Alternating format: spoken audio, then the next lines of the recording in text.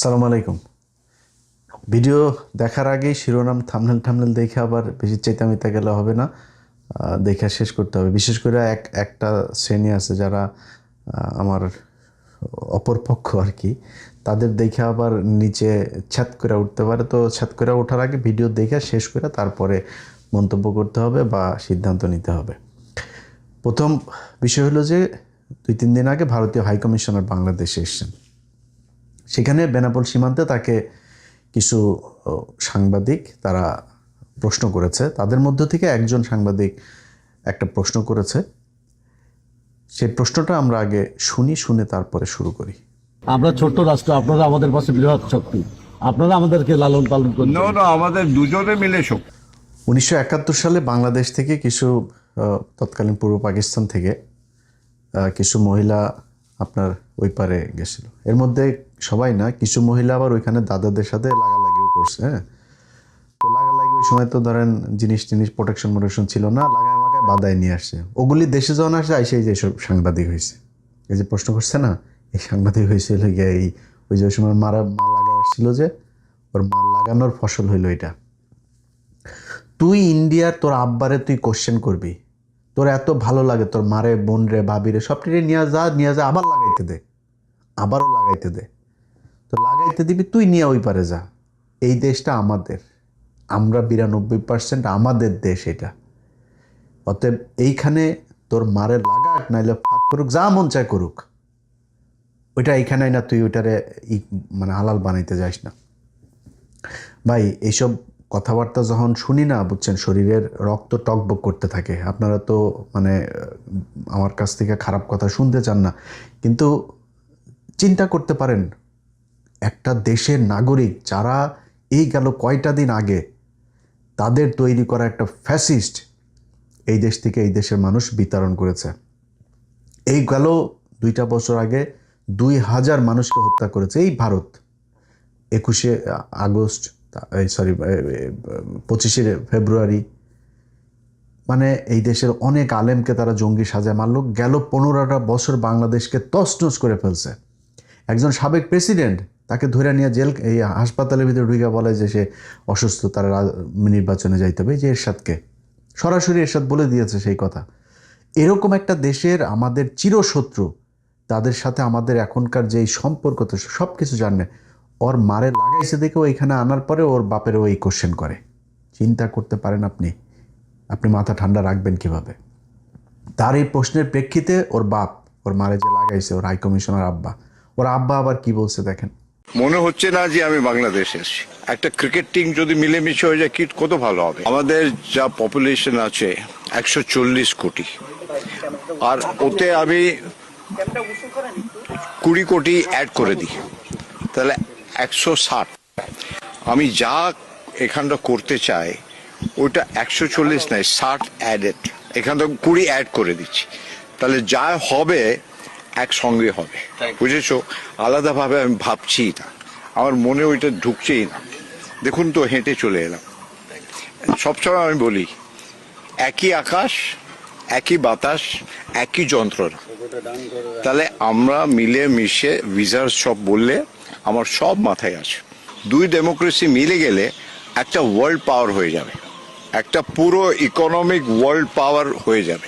দেখেন, এই যে হাই কমিশনার এই কথাটা বলল, এই বক্তব্যটার জন্য এখন আপনি বলেন মানে ভারতকে কি বলা উচিত? তোর দেশের আকাশ বাতাস, তো পাকিস্তানের আর তোর দেশেরও তো আকাশ বাতাস, চীনেরও আকাশ বাতাস। এই জন্যই চীন ওই দিক থেকে তোরা লাদাখ নিয়ে টান দেয়, ওইদিকে পাকিস্তান টান দেয় একদিক থেকে কাশ্মীরে, ওইদিকে মণিপুর টনিপুর, ওইদিকে পাঞ্জাবের লোকজনও আলাদা হয়ে যাচ্ছে।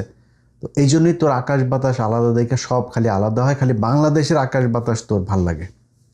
বাংলাদেশে ও যেটা করেছে সেটা সরাসরি এই দেশের সার্বভৌমত্বের বিরুদ্ধে, একটা দেশের বিরুদ্ধে সে কথা বলেছে। এটার জন্য তার বিচার হওয়া উচিত।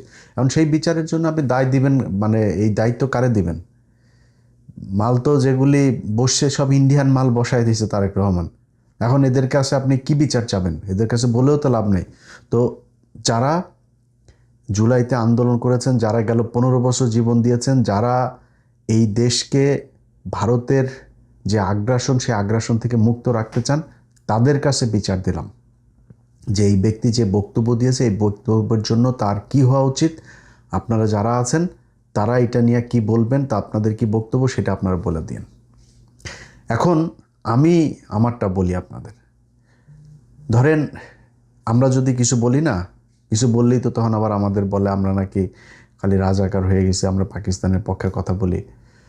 তো কিছু কিছু জিনিস আছে, যেমন যখন 9-10-এ পড়তাম টেবিলের সামনে ফিজিক্স, কেমিস্ট্রি, হায়ার ম্যাথের এরকম অনেকগুলো সূত্র ছিল। এই সূত্রগুলো আমার টেবিলের সামনে টানানো ছিল, মানে যেগুলো সারাক্ষণই লাগতো।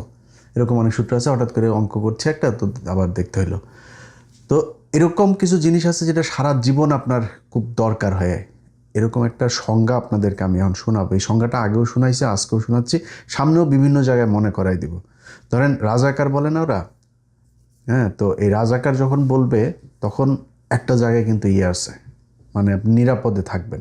সেগুলো কি মনে করেন আমি, আমার বাবা, আমার দাদা, চাচা, খালু, মামা, এরা সবাই মিলা ধরেন ওদের কথা অনুযায়ী 2 লক্ষ ওদের মা বোনরা লাগাইছে না পাকিস্তানিরা, তো এই 2 লক্ষ মা বোন এগুলোরে আমরা নিয়ে যায় ক্যাম্পে দিয়ে আসতাম।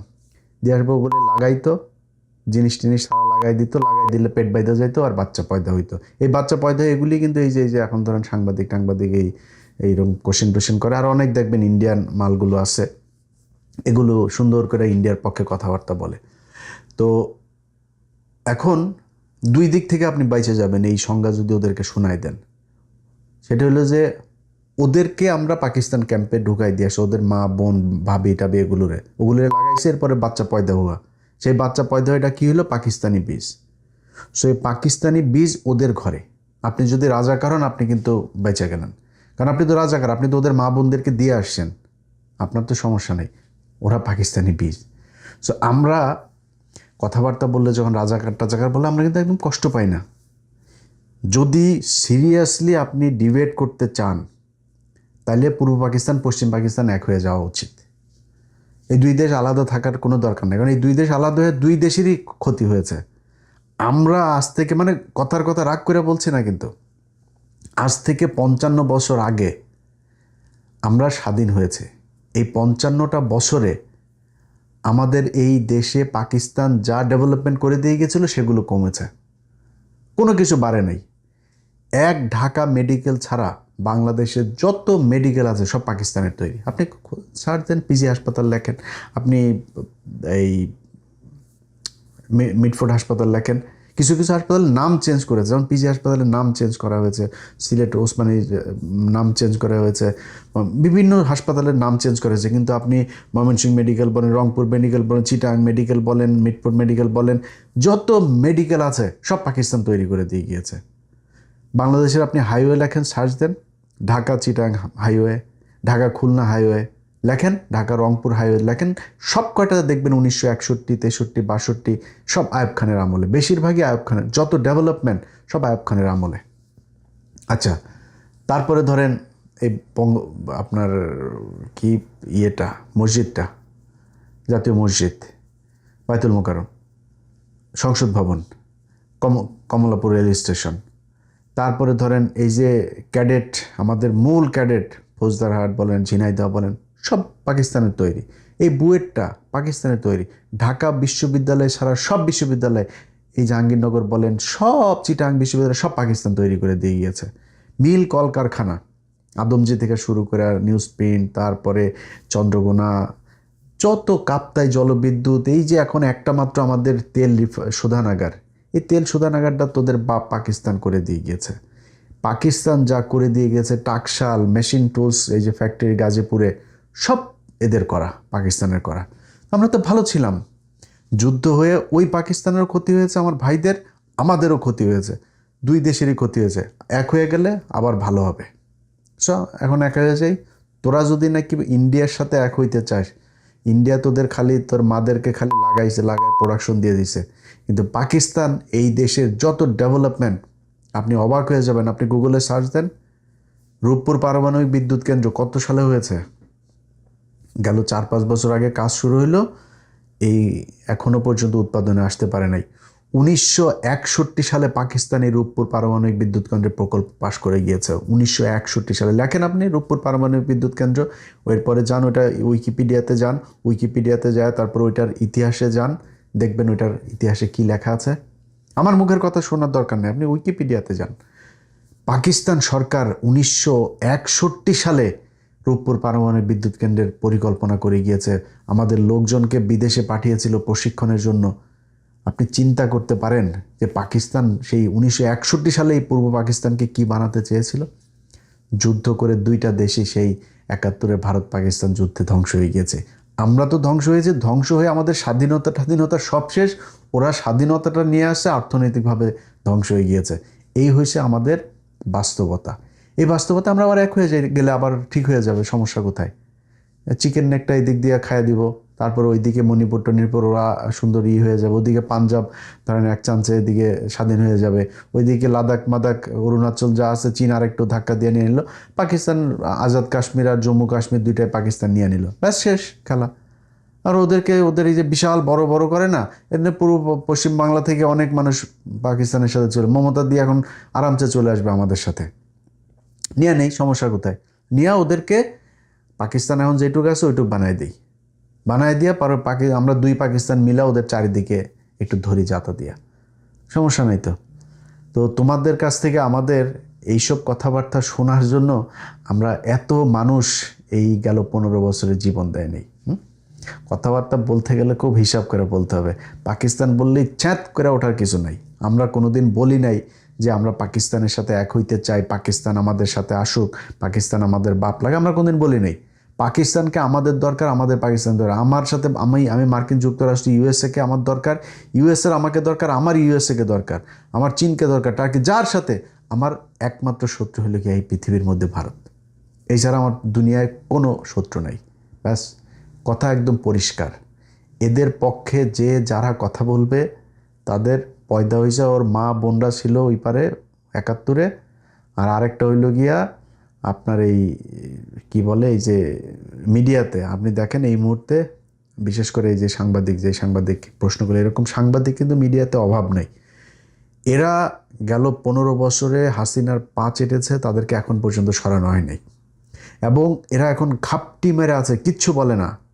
আমি একদিন আগে বিডি ক্রিক টাইম, এই বিডি ক্রিক টাইম, সম্ভবত বিডি ক্রিক টাইমই এদের একটা পেজ, ওমা তারা এই জাইমা রহমানের একটা ছবি দিয়েছে। জাইমা রহমান হা করে আসছে, তার মানে দাঁতগুলো খুব বাজে। ভাই, আমি হাসি দিলে আমার যদি আপনি 10টা ছবি তোলেন, আমার কোনো জায়গায় খুব বাজে লাগবে, কোনো জায়গায় একটু ভাল লাগবে, কোনো জায়গায় অনেক ভাল লাগবে, কোনো জায়গায় অনেক খারাপ লাগবে। তা আপনি হিসাব করে একটা ছবি ব্যবহার করতে হবে, তাই না?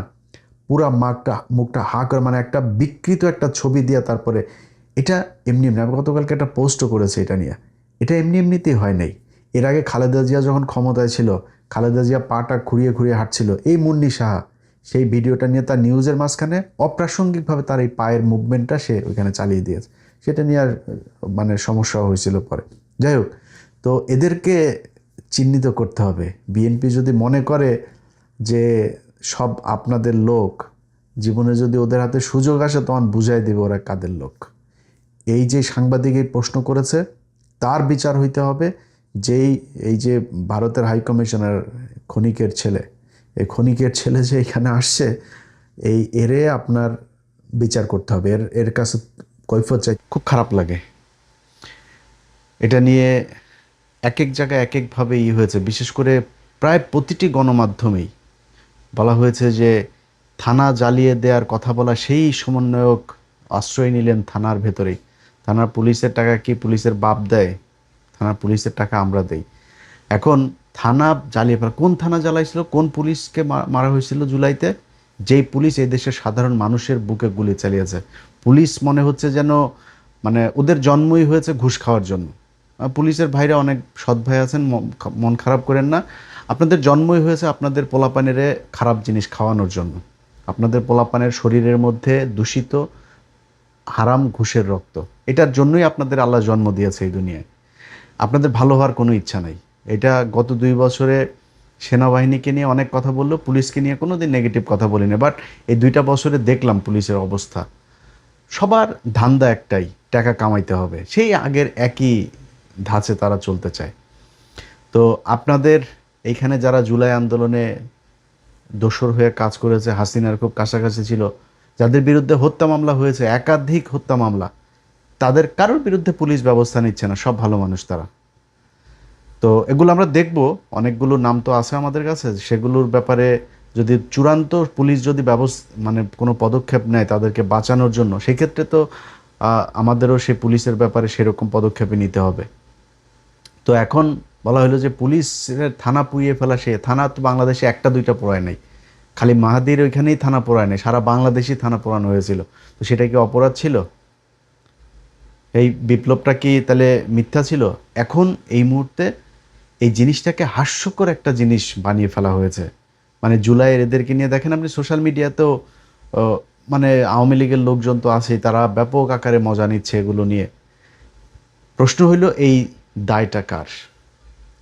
আমি আজকে থেকে 1 বছর আগে একটা কথা বলেছিলাম যে এই সমন্বয়করা রাস্তাঘাটে, এই যারা ছাত্র নেতা আছে রাস্তাঘাটে পেটুনি খাবে।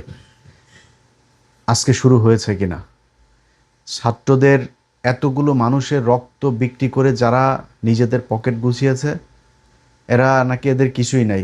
তোর বাইনারি অ্যাকাউন্টটা, তোর ক্রিপ্টো কয় টাকা আছে ওইটা আমাদের দেখাইস, তাইলে বুঝবো যে কার কয় টাকা আছে বা নাই।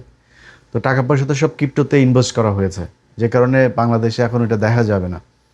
এখন এই সমন্বয়ক বা মানে সবচেয়ে উপরে যে নেতারা আছে, আমি খুব অবাক হয়ে দেখলাম এই গেল 2-3 দিনে যে ঘটনাগুলো, আরে ভাই এটা নিয়ে তো দেশে তুল কালাম বাঁধায় ফেলার কথা।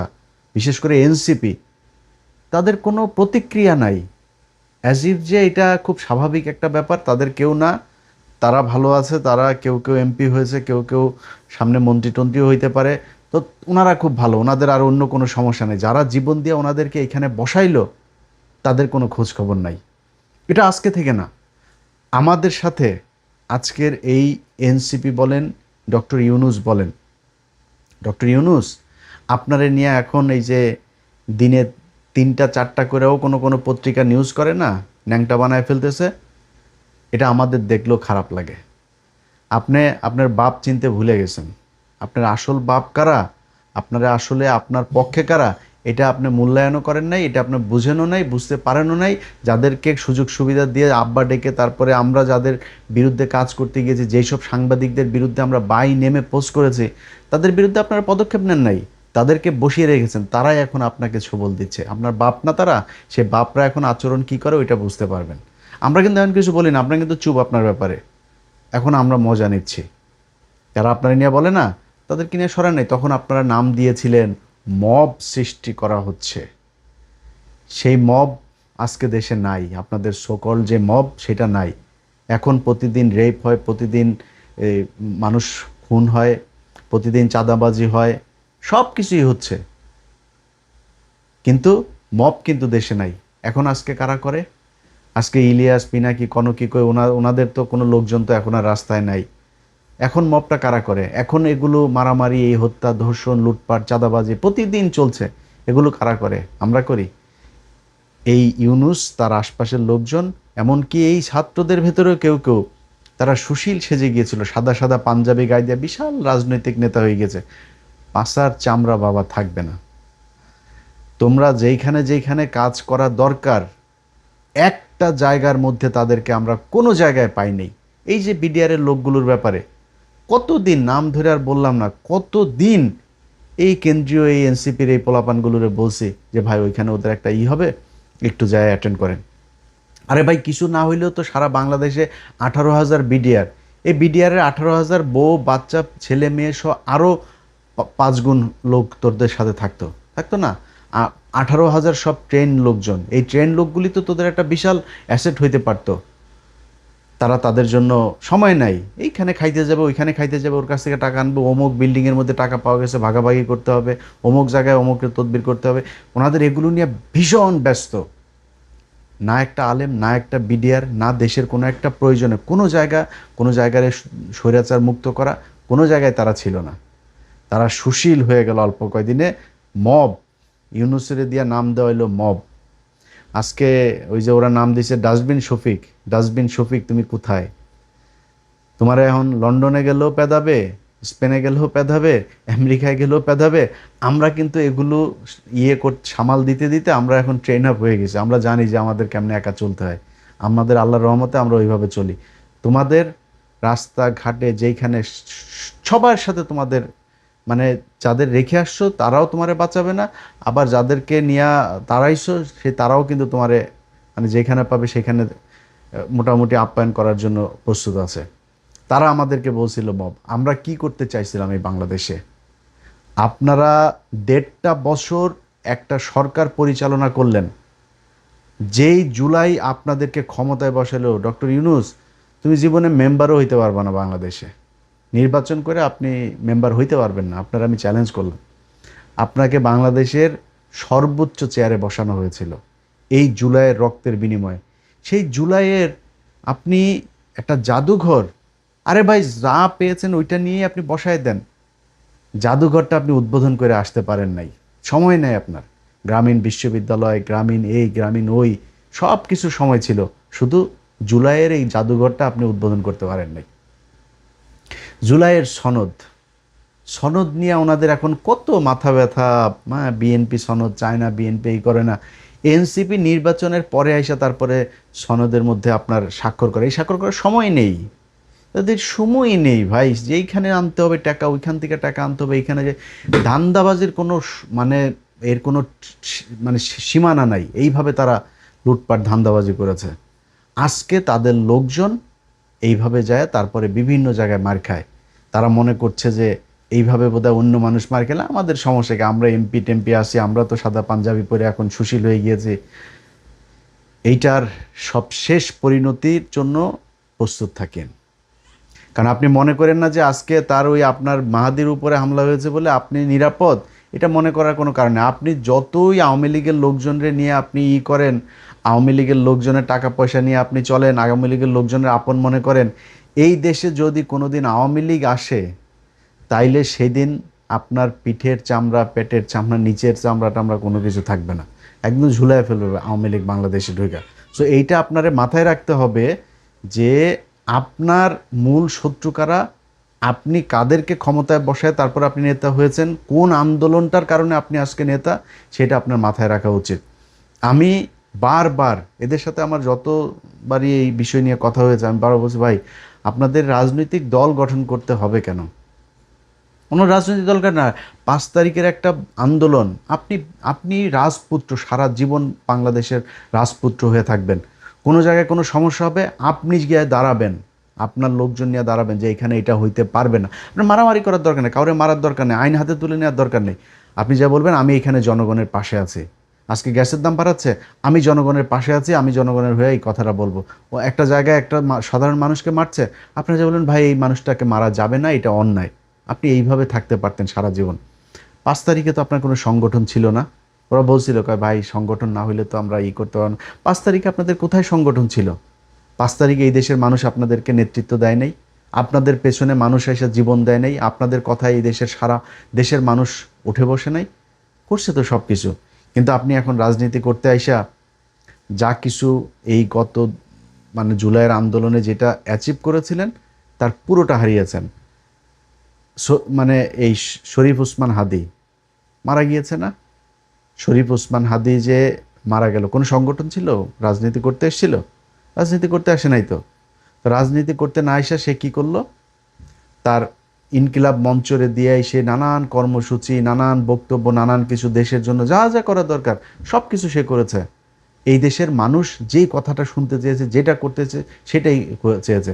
আওয়ামী লীগ 13 তারিখে করেছে, হাদি এসে সবার আগে এসে বসছে, আপনারা কিন্তু রাজপথে বসার কিন্তু সুযোগ সময় পান নাই, আপনারা তখন লুটপাট, চাঁদাবাজি, ধান্দাবাজি এগুলোতে ব্যস্ত। হাদি এসে বসছিল, লাঠি নিয়ে, আমার এখনও মনে আছে যে কোথায় স্বৈরাচারের লোকজন শাহবাগে এসে সে এই হুমকি দিয়েছে। তো হাদির কিছু পায় নাই, কিন্তু হাদির টাকাও কামায় নাই, হাদি মন্ত্রীও হয় নাই, উপদেষ্টাও হয় নাই, কিছুই হয় নাই, এমপিও হয় নাই।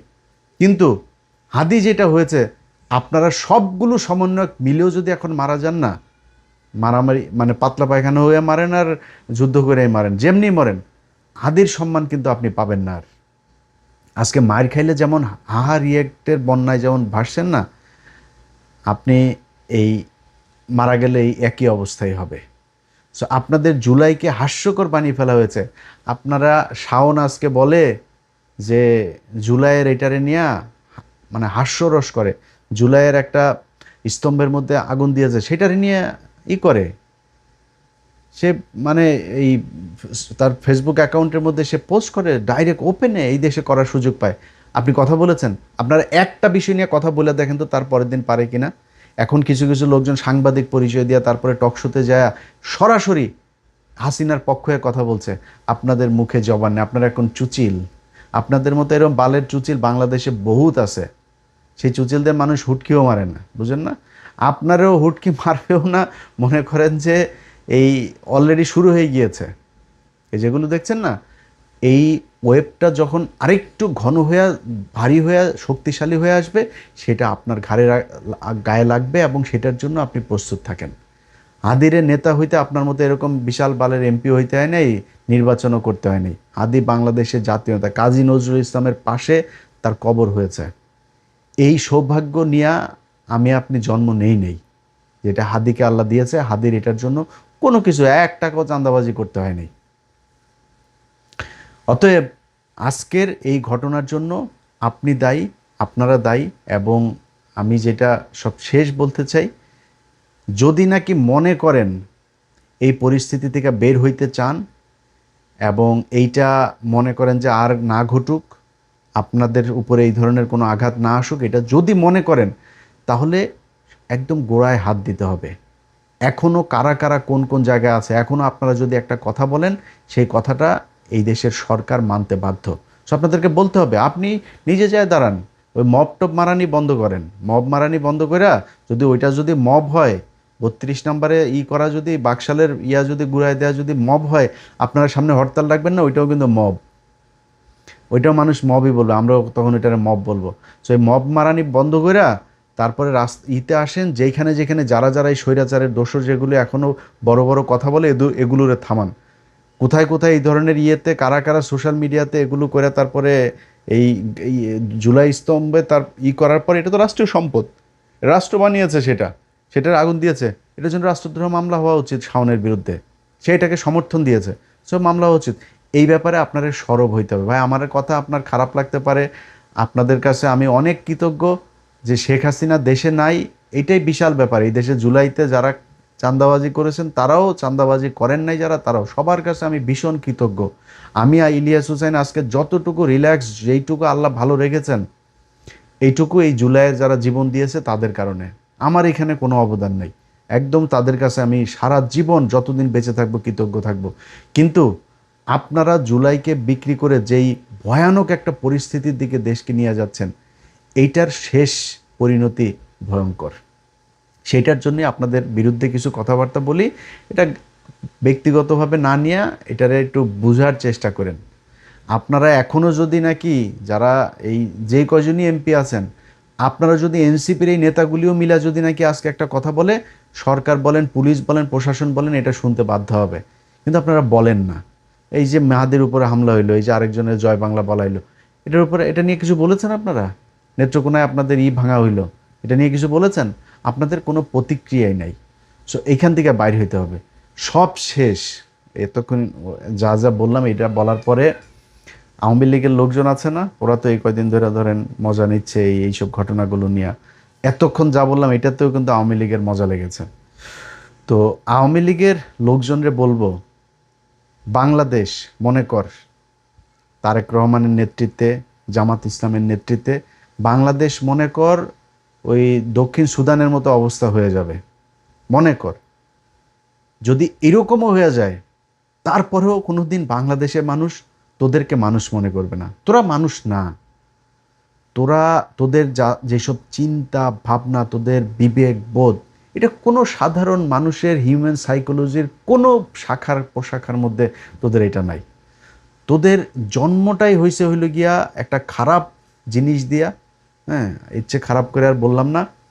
এই জন্মে যারা হয়েছে, আওয়ামী লীগের অনেক মানুষজন আছে, আমারও খুব ক্লোজ পরিচিত লোকজনও আওয়ামী লীগের 2-4 জন আছে, তাদের সাথে সরাসরি যখন কথা বলি এমনি, ভাই আওয়ামী লীগটা আপনি করেন কেমনে আমার এটা বলেন। এরকম আওয়ামী লীগ নাও ভাই, আমি আওয়ামী লীগ করলো এরকম না ওই, আরে বেটা এরকম ওইরকম না। আওয়ামী লীগ এটা যে মানে বিশ্বাস মনে মনেও একটু এটারে যে সমর্থন করে, ওরও বুঝতে হবে ওর মস্তিষ্কে সমস্যা আছে। খারাপ মানুষ না হইলে ওর মস্তিষ্কের বুঝতে সমস্যা আছে। এই ছাড়া পৃথিবীর কোনো সুস্থ মানুষ কোনোদিন এরকম কোনো সংগঠন করতে পারে না। এটা তারা করে। সো তোদের জন্য, তোদের ভালো হওয়ার জন্য, তোদের বোঝার জন্য, তোরা আজকে মনে কর যে এই যে চোরাগুপ্তা হামলা চালায় একটা সমন্বয়ককে পিটাচ্ছিস, সামনে হয়তো আরও এরকম করবি। তোরা যাই করিস তোদের বুঝতে হবে, তোদের যদি নাকি হাতে পায়ে ধইরা জোর করে যদি তারেক রহমান বাংলাদেশে আনে, আইনা যদি তারপর ক্ষমতায় বসায় বা রাজনীতি করার সুযোগ দেয়, তাহলে পারবি। এই ছাড়া তোদের কোনো ক্ষমতা নাই। তোরা তোদের বাপেরে বিচির মধ্যে চাপ দে, খালি তোর বাপেরে না, তোর বাপের ছেলে ছোট বাচ্চা ওই সব কটার বিচির মধ্যে চাইপা 15 আগস্ট যেটা করছে না, তোর আম্মারে ব্লাউজ টেলাউজ যা আছে সব কিছু রাইখা ন্যাংটা করে তারপরে মানুষ 45 মিনিটে খাইতেও দেয় নাই, সেটাই লাতি দিয়ে তারপর বার করে আইছে ভারতে। এখন যায় মোদির কাছে হাঙ্গা ছাড়া তারপরে আকাম কুকাম লাগাইতে দেখ বাচ্চা বুচ্চা হয় কিনা দেখ, যদি মেয়াদ থাকে তাহলে হয়েও যাইতে পারে। তোরা আম্মা যায় ওইখানে এগুলি করতেছে, তোরা পাল ফালাইতে পারছিস 2 বছর হয়েছে, কোনো পালটা ফালাইতে পারছিস? কবে আসবি বল? তোরা দিন তারিখ দে যে অমুক দিন অমুক কিছু হইলে তারপরে আসবি। তোদের বিএনপি যদি মানে জোর করে আইনা যদি ক্ষমতায় বসায় বা রাজনীতি করতে, তাইলে পারবি। এর বাইরে তোদের হাতে কোনো অপশন নাই। তোদের আব্বা যারা, তোদের আব্বা ছাগলের 3 নম্বর বাচ্চাগুলি তো সোশ্যাল মিডিয়াতে, যে আমি আজকের ভিডিওটা তো যা বললাম যে ওদের সোশ্যাল মিডিয়াতে ব্যাপক ইয়ে, ভাই সোশ্যাল মিডিয়া আমরা এটার জন্ম দিয়েছি। এই সোশ্যাল মিডিয়ায় বাংলাদেশে রাজনৈতিক কথাবার্তা রাজনীতি করেও যে মানুষকে যে মানে উজ্জীবিত করা যায়, এটা আমরা শিখাইছি। সো সোশ্যাল মিডিয়ায় কি হয় আমরা খুব ভালো করে জানি। একটা পোস্টের মধ্যে 500-1000 কমেন্ট হওয়া এভারেজ মানে গুড এনাফ, এর চাইতে বেশি দরকার নাই। সো 500-1000 মানুষ, তোরা এখন ইন্ডিয়াতে যায় বসে আসিস, লন্ডনে আসিস, এখানে আসিস, বিভিন্ন দেশে দেশে আসিস না, তোদের তো সারাদিন এখন বিশেষ করে ইন্ডিয়ারগুলি সারাদিন ফ্যান্সি ডিলার বাংলা খাওয়া ছাড়া আর তো কোনো কাজ নেই তোদের। সারাটা দিন হাঁ করে তাকায় থাকিস যে কখন একটা কিছু একটা খবর পাবো। ডক্টর ইউনুস বলে পলাইছে, 2 দিন পরে ফ্রান্স থেকে ইউনুস আবার দেশে, তো এই না বললি যে আর আসবে না চলে গিয়েছে নেই সে। ভাই এগুলো আমরা একসময় করছি, আমরাও একসময় এখানে বসে থাকতাম কিছু একটা হবে কিছু। এনায়েত করিমের মতো লোক, ওই যে বাটপার, সেই এনায়েত করিমও এই বাংলাদেশের এই যে শওকত ভাই সাংবাদিক, শওকত ভাই, গাজী রুহুল আমিন সাংবাদিক, তারপরে আরও অনেক পলিটিশিয়ানও আছে, অনেকের জীবন ধ্বংস করে দিয়েছে এই এনায়েত করিম। অনেকে আছে হয়তো মানে তাদের আসলে তাদের ভালোর জন্যই গিয়েছিল তাদের সাথে কথা বলতে। এনায়েত করিম বুঝাইছে ভাই এই যে এরকম এরকম হবে, এটা হবে আর সরকার পতন হয়ে যাবে। তো তার কথাবার্তা আমার প্রথম দিনই ভাল লাগে নাই। আমি বারবার বলছি, এই যে উলফাত ভাইরে জিজ্ঞেস করেন, আমি ভাই বলছিলাম ভাই এটা 2 নাম্বার লোক। কিন্তু সে করতো কি, রয়ের টাকা পয়সা নিয়ে ওই থাইল্যান্ডে মিটিং করাইতো, আমেরিকায় আনতো মিটিং করতে, তারপর কাঠমান্ডুতে যাইতো, সিঙ্গাপুরে যাইতো, ভিআইপি 5 স্টার হোটেলে নিয়ে যাইতো, বিজনেস ক্লাসে টিকিট করাইতো, এগুলো করে নিয়ে যাইতো। ওই হয়েছে এই এই যে রেজা কিবরিয়া ভাই, ইলিয়াস শোনেন, কোথায় দাঁড়াবেন আপনি, আপনি ক্যান্ডিডেট কতজন দিবেন আপনি করেন। ধুরো ভাই কী ক্ষণ এগুলি। এনায়েত করিমের মতো লোকও কিন্তু এইভাবে বাংলাদেশের বহু ডাকসেটে রাজনীতিবিদদেরকে কিন্তু করছে। এই যে আজকের স্পিকার মেজর হাফিজ ভাইটা এদেরকেও অনেকটা বায়াস করে ফেলছিল। অতএব আমরা এগুলো পার করে আসছি গেল 15 বছর। তোমরা তো মাত্র শুরু করলে, আমাদের কাছে তোমরা দুগ্ধ শিশু, তোমরা এখনও এগুলো কিছুই বুঝো নাই, বহুত সময় আছে। তোমার আম্মার সাথে যায় আওয়ামী লীগের সব নেতারা এখন কথাও বলে না, কারণ তোমার আম্মার কেবলা আবার আরেক 2টা হয়েছে। রেহানা আপা এক কেবলা, তোমার ওই যে এই 5,500 বিজ্ঞানী আবার আরেক কেবলা, ওইদিকে পুতুলও আবার আরেক কেবলা হইতে চায়, বাট ওইটা একটু ঠান্ডা আছে।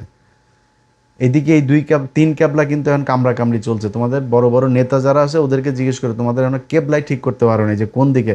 কেউ কেউ চিন্তা আছে না হাসিনা থাকা অবস্থায় তো আর হবে না, এখন রেহানা চায়, কিন্তু হাসিনা মারা গেলে এখন রেহানার দিকে যাবে। ওইদিকে রেহানার ছেলেটা আবার ব্যাপক আকারের উত্তেজিত হয়ে আছে, কোনোভাবেই জয়ের দিকে যাইতে দেওয়া যাবে না। ওই যে ববি না কি যেন নাম,